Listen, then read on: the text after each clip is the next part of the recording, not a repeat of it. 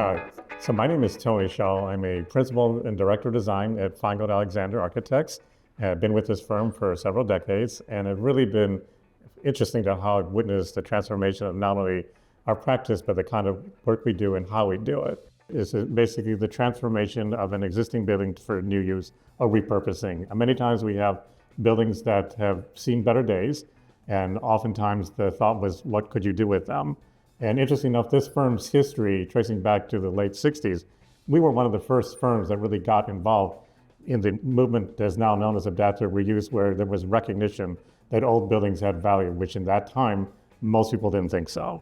So I think that once we began to realize that buildings that could be reused had a lot more impact, we began to really embrace that wholeheartedly. And to this day, that is in the core DNA of what the firm does.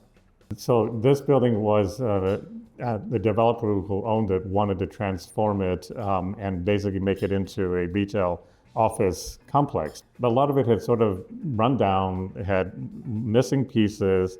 It was pretty sad shape for such an iconic landmark. But the interesting about that building is one of the first and foremost and finest terracotta examples in Boston in the cladding of the exterior.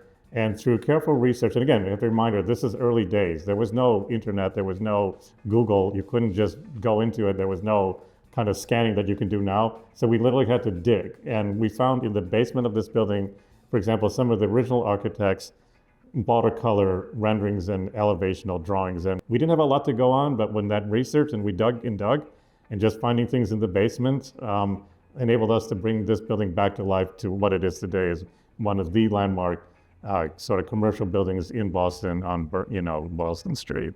And for me, one of the really great things about this firm is the ability to do not only the challenging work, which we all love, but really taking on a whole host of variety of projects and seeing how many things can really work to reuse existing buildings as well as new construction, and both inform each other in terms of how we think about design and architecture.